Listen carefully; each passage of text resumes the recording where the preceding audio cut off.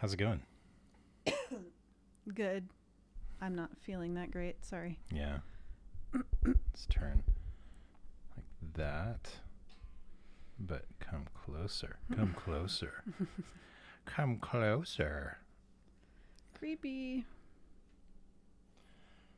Having to make sure that I'm like it's a mess in here. I'm glad the camera can't see Yeah. What's going on under our feet? yeah. It's bad. I'm in the middle. I'm in the middle of feels Lots like of things. 5 different projects. Yeah. I mean, that might be right. So, I've got the online course, which is a big one for Podia. Mm-hmm.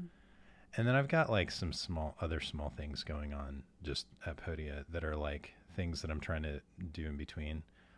Have you seen that thing where they have a jar and they fill the jar with rocks and they're like, is the jar full? And everybody's like, yeah. They're like, but wait a second. And then they get little pebbles and they fill the jar with pebbles and the pebbles all fall in between. Oh, I see what And you're saying. now is the jar full? Yeah. Yeah, now it's full. No, wait a second. No, we've got some sand. They put the sand in. That's what you feel like? But the jar is still not full because Yeah. then they have water. And they fill it all the way up to the top. But then the jar is still, I'm just kidding. That's pretty much the furthest they can go with that. Anyways.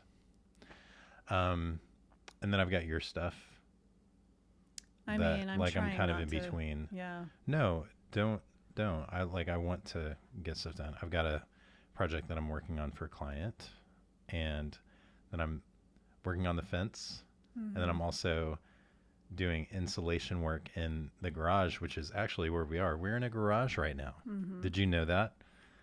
So Yeah, it's a lot. yeah, at least 5. Well, and the garage is a huge project because over the years we've accumulated. I mean, we're pretty good about cleaning things out, but we do have bins with things, and that needs to move Bins, elsewhere. BINS. Yeah. Not, I mean, you would probably enjoy having multiple bins. Oh, I'd love it. Because I need to build a It'd shed. be a lot to handle for me, but Yeah.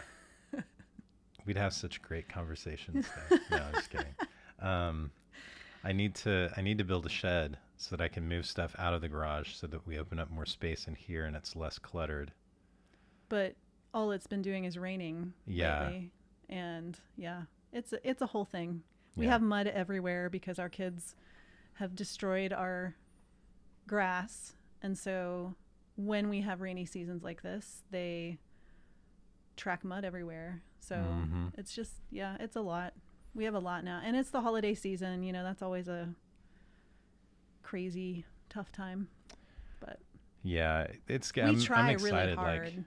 We made a list yesterday. Yeah. This is, by the way, this is the pre-show that you're watching. We're do a little bit of chatting before we dive into the show. But we sat down last night and had a quick family meeting going over things that we wanted to do for the Christmas season. And this list has, let's see, 6, 9, 12, 15, Yeah, we're not going to do all that. 15 different things on it. I can already tell you. We try not to overextend ourselves.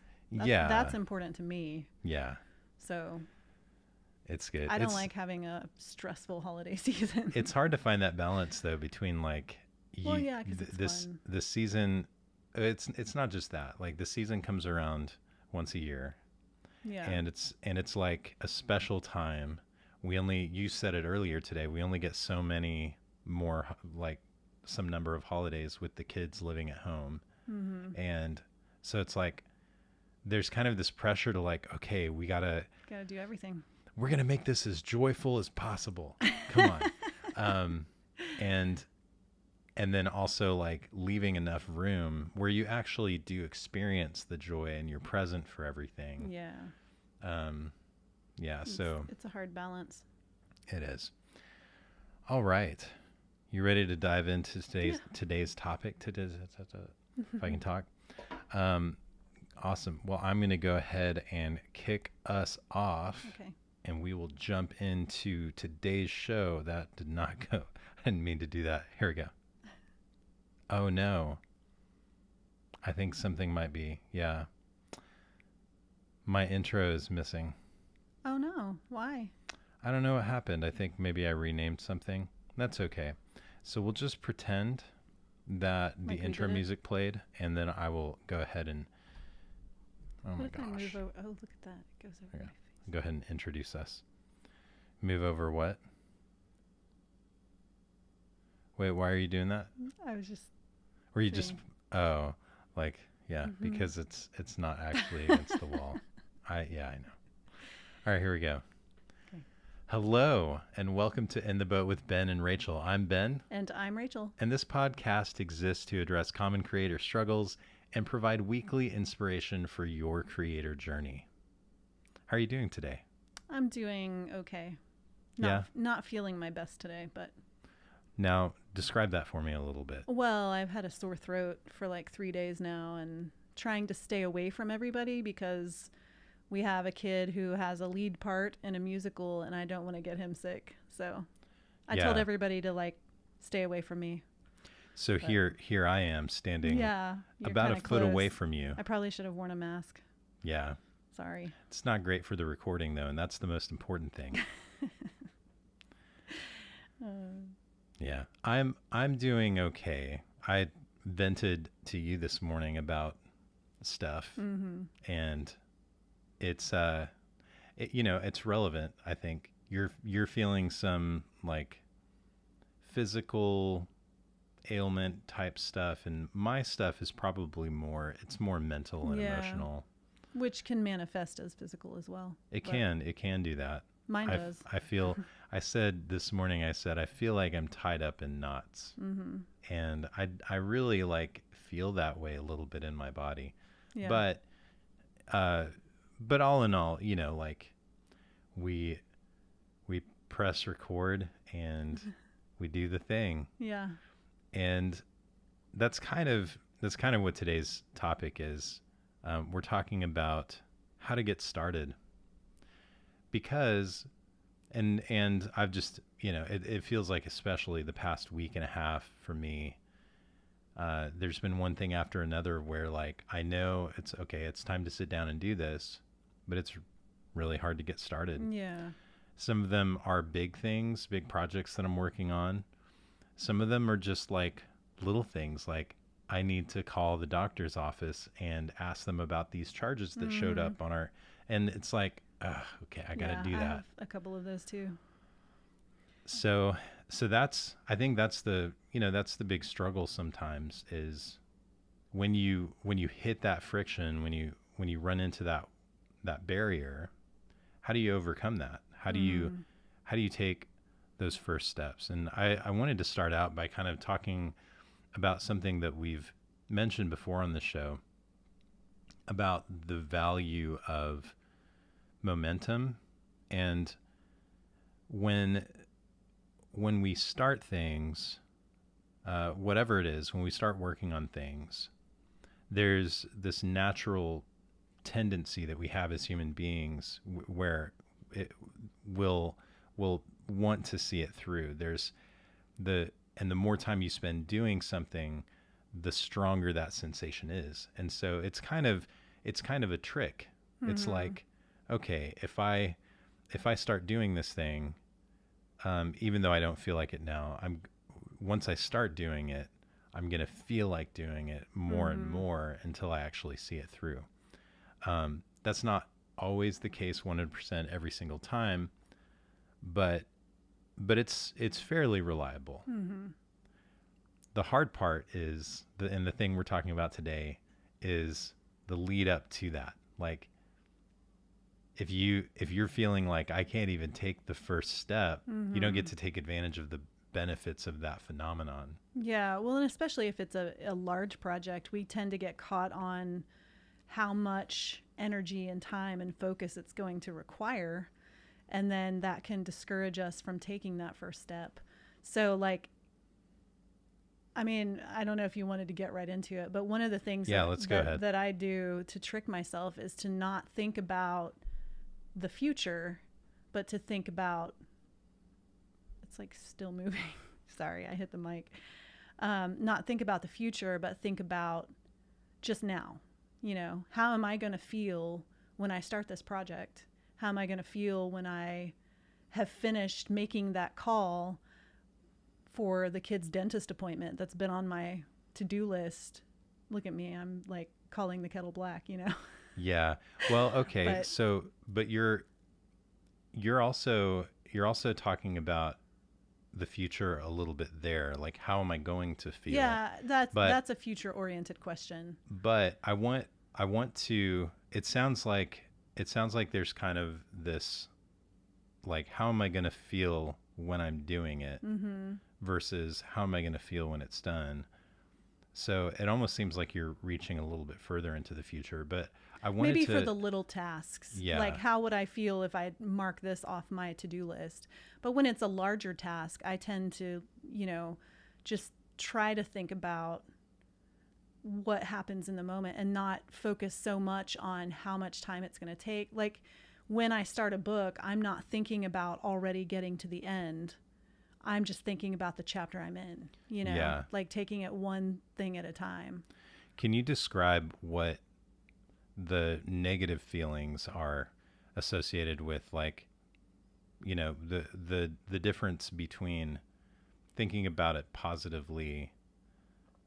What are the things that you're feeling that are keeping you from wanting to get started? Well, I think it's mostly it's mostly overwhelm, and then like the expectations that I have for myself, probably. Just, I mean, that's me personally, but overwhelm is the big thing. Like, if you think of a big project, and I know now, I've written lots of books, I know how long it takes, and just getting started on one of those things. I think it's the same like when I'm going out for a long run.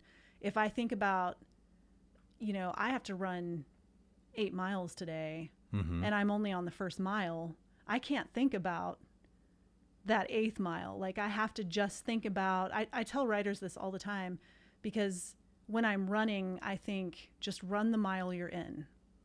And that's how I approach writing, is write the chapter you're in, you know, love the place you're in, instead of like casting into the future and trying to predict how much more time it's going to take, or how much more energy it's going to take, or how you're going to lose the love for doing that project in the middle. Like, it doesn't matter if it's a book or a, you know, some other kind of project, the middle, it always sucks. Like, you're not as excited because you've, you know, Yeah. you've gotten over the excitement at the beginning.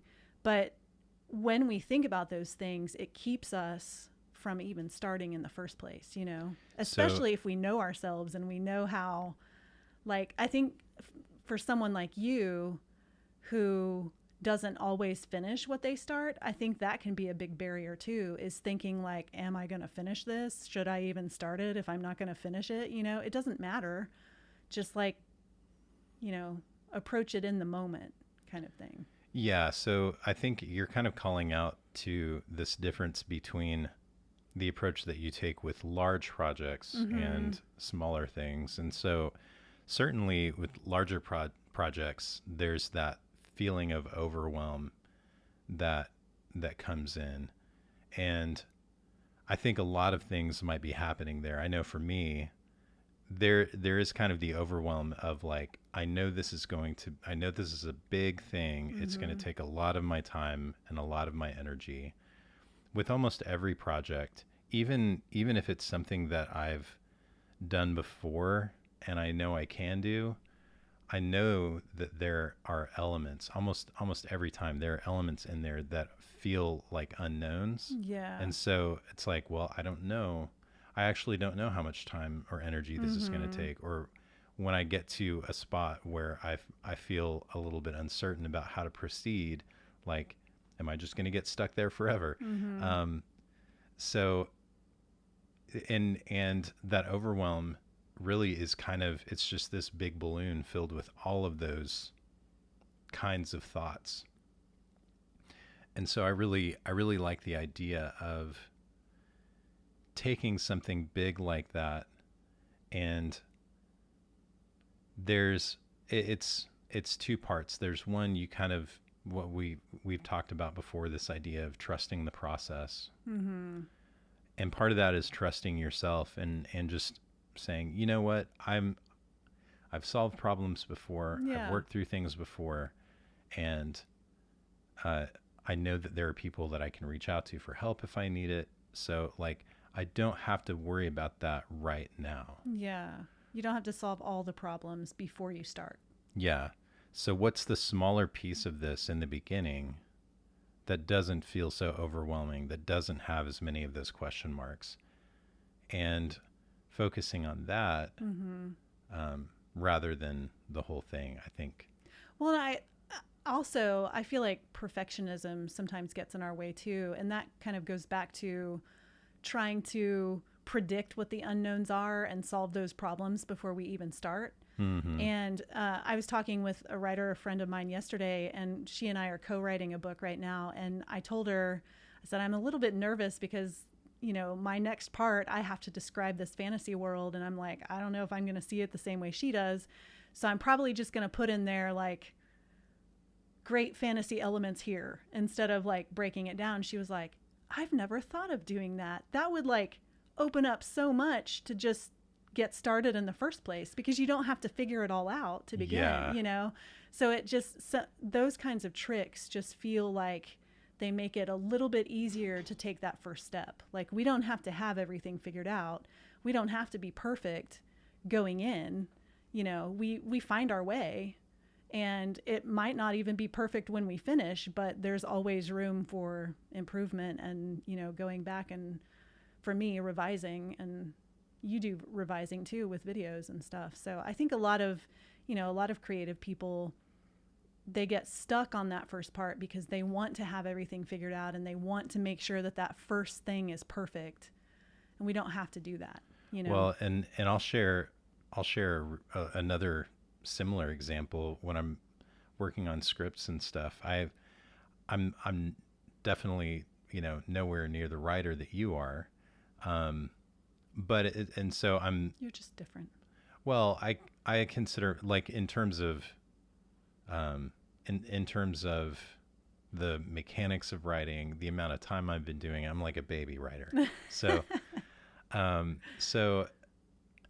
but I would sit down to write a script, and it had to be good. Like, every sentence that I wrote couldn't be like, I didn't want it to sound bad. And so, like, to the point where I was typing out a sentence, reading it aloud to see if it sounded right before I would move on. And I've always thought of writing, because of that and because of how slow and tedious that is, I've thought of writing as like my least favorite part of the process. It's like a chore when you do it that way. It's like, oh, this is a big bottleneck. Yeah. And I've just really recently started to give myself permission to write badly. Just like, I've been telling you that for years. No, I know. But just like, write the worst sentence ever, and then keep writing. And it's like, so I did that with a couple of these lesson scripts for this online course thing that I'm building for Podia, which is going to be coming out at the beginning of next year. I'm very excited about it. It's going to be teaching audience building, and it's going to be excited for that. Yeah, it's going to be taking kind of an unconventional approach, a lot more principles based, a lot more practical, I think, than some of the stuff that's out there. So I'm excited. But sitting down, writing the lesson, I was like, man, and so I decided, you know what, I'm just gonna I'm gonna write the first draft of these, and it's gonna be the worst writing I've ever done in my life.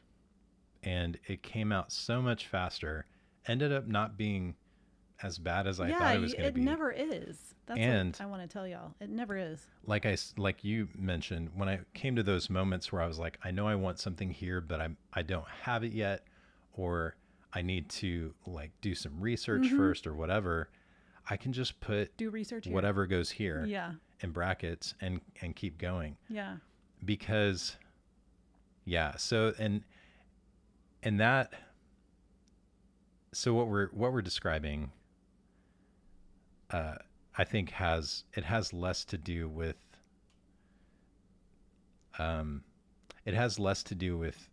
having trouble getting started because it feels overwhelming, and more because like, oh, this is going to be a chore. This is, Well, and it's not just that. So I wanted to bring in something. I hear often from people, oh, I want to write a book, but I just don't have the time. And the conventional answer is like, well, if you want to do it, you make the time.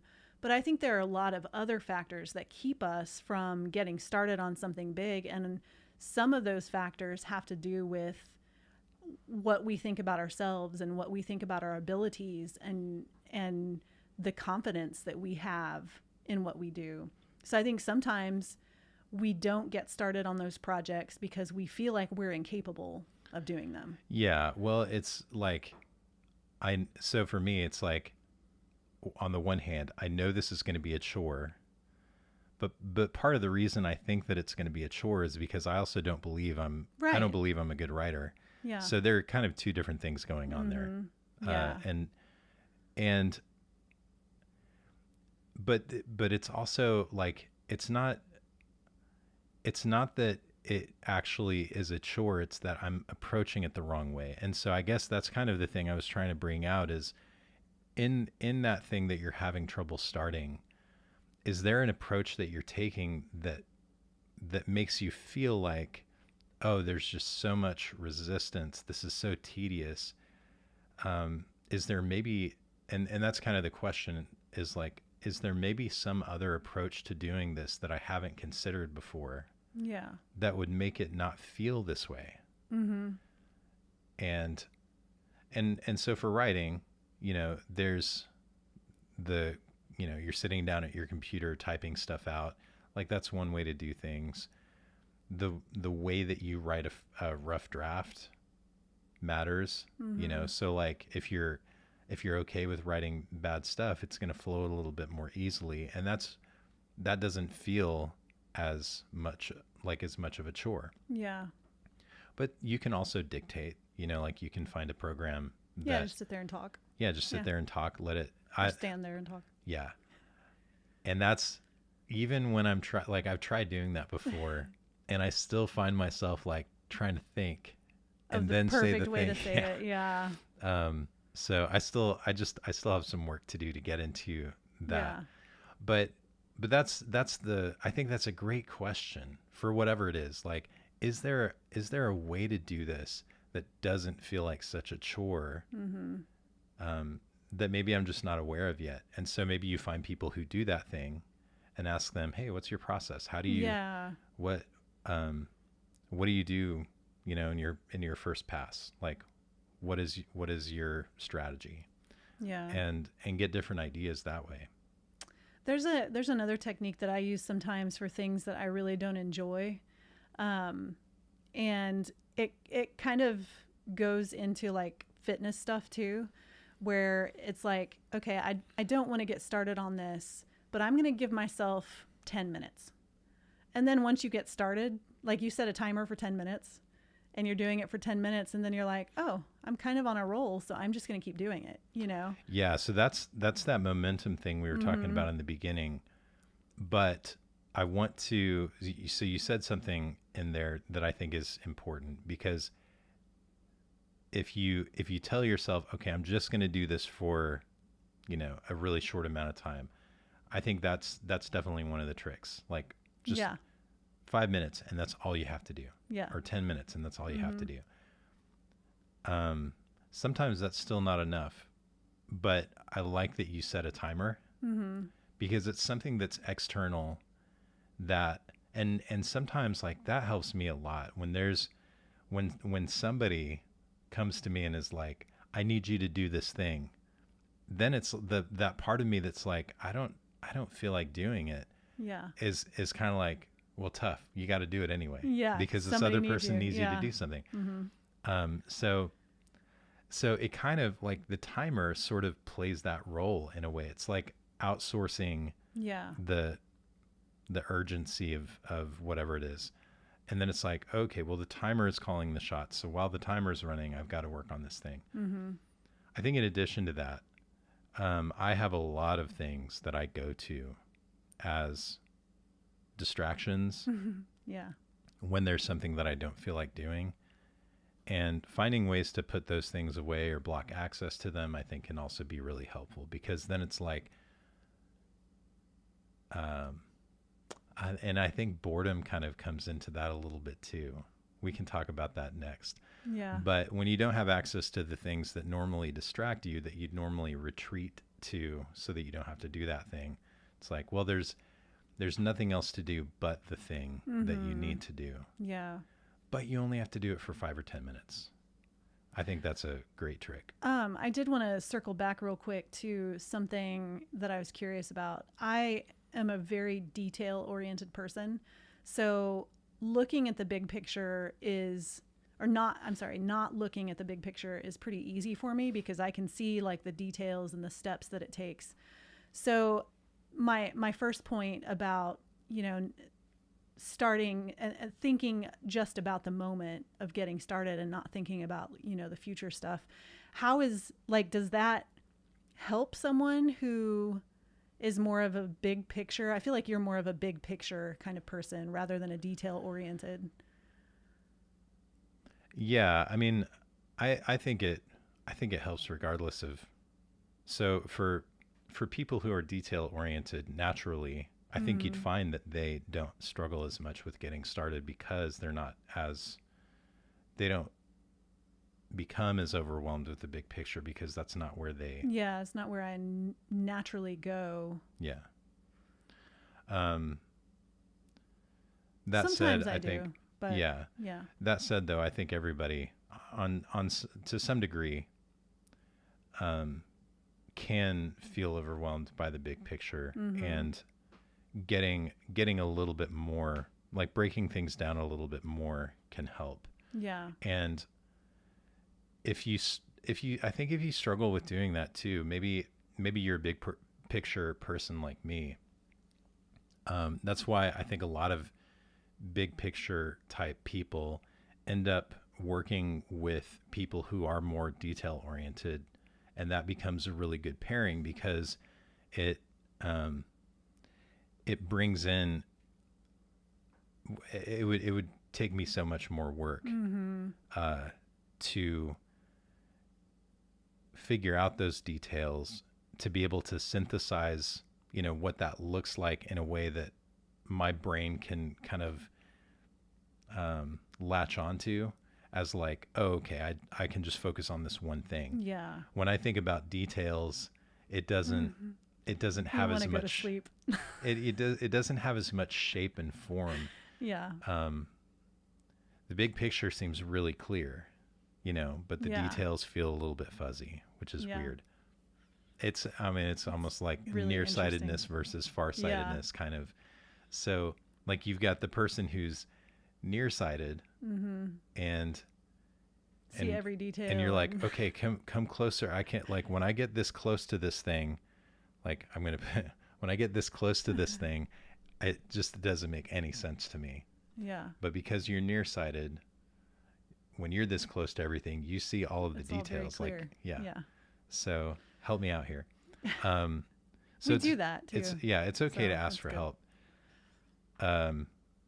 And I think too, like if you exercise looking at details, you do improve in your ability to like it's true. Focus on that. But yeah, going from that big picture to the more detailed stuff can be helpful for sure. I'm just going to insert here. Do you know how many gigs we wouldn't have had with our band if we didn't have a me?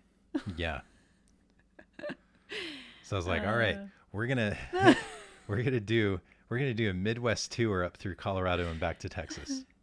Yeah. Okay. That's good. Great. How? I don't know. Just let's just figure it out on the way. We'll hop in and go. No. It's good stuff. Yeah. So I wanted to talk about boredom, and then I also had one more kind of trick that I use that works for me. So boredom is something in short supply these days, but I think that boredom can be one of those tools that you can actually use to get started on something, because what happens when you're bored, and this is like, things that are going on in your brain. When you're bored for too long, I'll say too long, your brain starts to get a little bit desperate because your brain needs stimulation. Your brain needs stimulus. And that's part of why meditation is so good, is because it puts your brain in a different state. Yeah. It's kind of depriving your brain, and so it sensitizes you a little bit more to the stimulus. And so how that relates to getting started with something, if you put your brain in a state where it's becoming desperate for that stimulus, the idea of doing something that you didn't feel like doing before suddenly becomes a lot more attractive. Mm-hmm. And your brain's like, okay, I know I said I didn't want to do that, but I don't care. Please, I'm desperate. I'm bored. Let's just do something. Yeah. So I think that can be a trick. Now, how you get into that state is a little bit more difficult, because we live in an age where you can pretty much, all hours of the day, you can pull up something or look at something to keep your mind occupied. It's gotten bad, like for me, where I almost can't sit down and eat a meal without also like watching a video or listening to a podcast. That's really it's not good either. It's so hard to be bored these days, but I think it's a really valuable skill. I think it's a really valuable practice to introduce back into your life. Like when you're sitting down eating a meal, put the phone away. When you're waiting in line at the grocery store, just stand there and stare at the belt. Yeah. Like moving, just Don't take your phone out and the way that I do it is every once in a while, like I'll just go out on the back porch and with my coffee, I'll leave my phone inside and I'll just stand there. And I find that it helps. When I was waiting for you to set everything up, I didn't bring my phone with me, and I don't use it the way you use it. Like I have ebooks that I read while I'm waiting. That's basically how I use it. Yeah. But I was just like standing here like I should have brought my phone so I could at least read a book while he was doing all of this. But as I was waiting for you, I had like 2 other story ideas. So nice. Yeah. Cause your brain's my brain like, was like, can we read something or write something or what are we doing here? When you sit down on the toilet, you know what I'm talking about. If you're a person, I don't know, I feel like, is this too personal? Might be TMI. If you're a person who sits down on the toilet and that's all you do, like leave us a comment. Like I want to know, this is, I feel like they don't pick up their phone. You don't pick up your phone. You don't have a magazine. Like that's all you do. That seems so weird to me nowadays. Wow. Used to not be. All right. Sorry, that's too much information. Yeah, probably. One of my character flaws is oversharing. So. All right, you had one other. Okay, one other trick. There's this thing called procrastinating. And the idea of procrastinating is that you have maybe a handful of different things that you need to do. There's one that's probably higher on the priority list, but you're like, I don't feel like doing that. So you don't want to not do anything. So you do something that also, like, it is something that you need to do. It's not the thing that you should be doing, but it's still work. It's still productivity. And that can take a lot of different forms. Sometimes procrastinating actually is like, oh, nobody needs this from me. This isn't something I need to do. Yeah. I'm just trying to make myself feel better by being busy. And marking things off a list or whatever. But the way that you can use that to your advantage is if, let's say, you have something that you're like, oh, I don't feel like doing this. Try to think of some other thing that also needs to be done that you don't feel like doing more. It's like, I don't feel like doing this thing, but I really don't feel like doing that other thing. And then tell yourself, okay, I have to do that other thing that I really don't feel like doing. And then that thing that you don't feel like doing, I'm trying to like describe the different given levels. the choice between these two. Yeah, it's like, okay, Yeah. I guess I'll just do Just this knock thing. this out. Yeah. That's a trick that's worked for me. Mm-hmm. So Yeah, I might could see try it that out. working for you. trying to think of it like an example could be, I need to work on a Kanban database, which is like project management stuff, and it's organizing and Mm-hmm. building different processes, and that's one thing. And then the other thing is I need to write a script, and they're like in either one of those tasks, You there are don't wanna elements write a of script. like, I don't want to do that, but I Yeah. can also, like, if I start doing it, I can get into it, you know. Yeah. Sorry, there's Some kind of truck out there. Yep. I think we're good, Yeah. maybe. I mean, we're finishing up anyway. So. Yeah. So, sorry, I can hear it, and it, He's very like- distractible. yeah. So if the writing is the thing that it's like, okay, I really should go ahead and do that, but this other thing is something that needs to be done too. Yeah. I kind of make it seem like I kind of trick myself into, okay, you got to do this. Yeah. You got to do the project management thing. Yeah. Well, I mean, now that you're making me do that, I kind of want to do this The instead. other thing looks a little better. Yeah. Yeah. And then I'm like, ha, I got you. To myself. To yourself. Hmm. That's good. So yeah, I think those are some good strategies. Mm-hmm. Do you have any other thoughts? I don't think so. No. All right. Get your butt in the chair. So what you do is you get a coach. You get someone just to, like, you hire them to stand in the same room with you and yell at you until you get started on stuff. Yeah. Mm-hmm. It's kind of Maybe the I thing, should like, hire myself out. yeah. I'm not mean enough to do that, though. I'm No. too nice to be one of those kind of coaches. There's a fly in here, and now you're really going to be distracted. It's terrible. Well, it's part of it's not that I'm distracted. It's that It's going to come over I'm here thinking about and get in the shot. I'm thinking about the shot. I'm thinking Yeah. about people who are watching. I'm thinking about people who are listening. And so, like, when I can hear something, I'm like, oh, is Yeah. that loud enough? I get it. It's like distracted that way, not like, oh, a fly. No, not like not like that. Not like our 10-year-olds. Yeah. That was good. It's like, are you They're did like s- did right somebody- outside our house. did somebody put out 10 trash cans? Yeah. Like, what is taking so long? It's probably not taking that long, actually. I'm just sensitive. Here comes the fly again. Oh my gosh. Yeah, we should probably close up.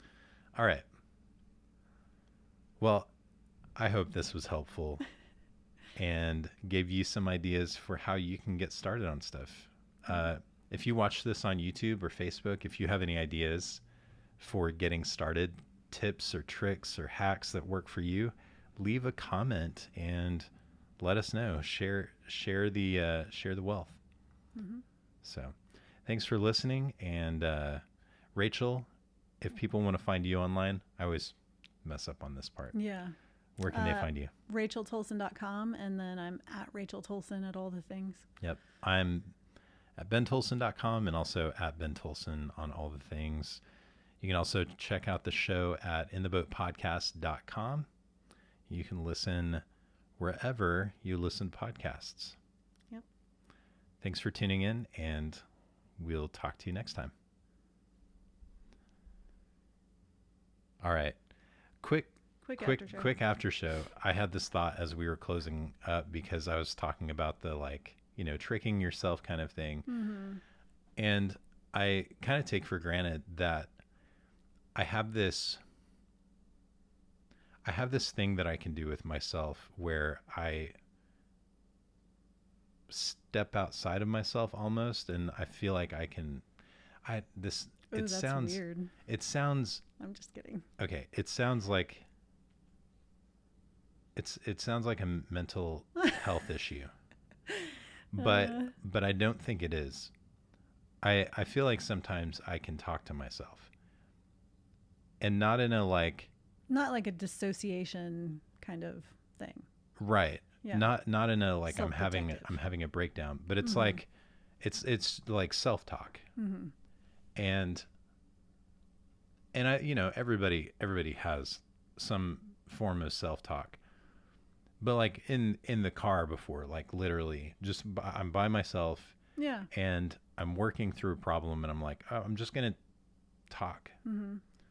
aloud.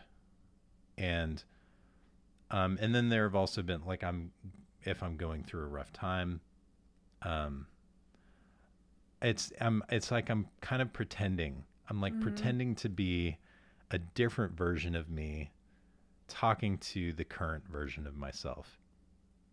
And so that trick of like, you have to do this thing, it's kind of like I'm pretending to be a, like the boss version of myself Yeah. talking to like me. So, and it's, I don't know. I don't know if that's unhealthy or healthy. I think it can probably be beneficial if done in the right way. Like, Yeah.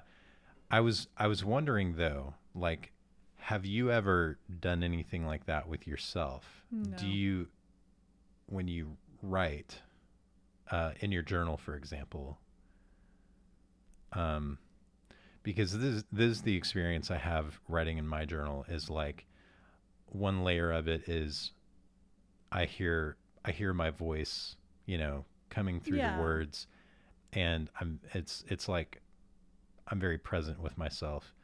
But I'm also, on another level, I'm thinking about like future me, Mm-hmm. and not feeling self-conscious because of that, but like making choices about how I word things, knowing that future me is going to read this at some time, at some point. And also like kind of imagining future me reading this. Yeah. I've done that with past me before. I've like imagined that past me somehow like got a window into the future and is able to observe future Wow. me, and like Yeah. kind of have that experience. Um, so I don't know. All that to say, I wonder, like, that trick, is that a reach for some people? Like, Maybe. I mean, I don't know that I ever do any of that. When I sit down or stand up to write, there are a lot of voices that I hear that are more like the negative stuff, but I think I've just gotten used to tuning them out, mm-hmm. But I don't know that I ever like imagined a me talking to me kind of thing. I've made videos with me Yeah, I talking know to you me, have.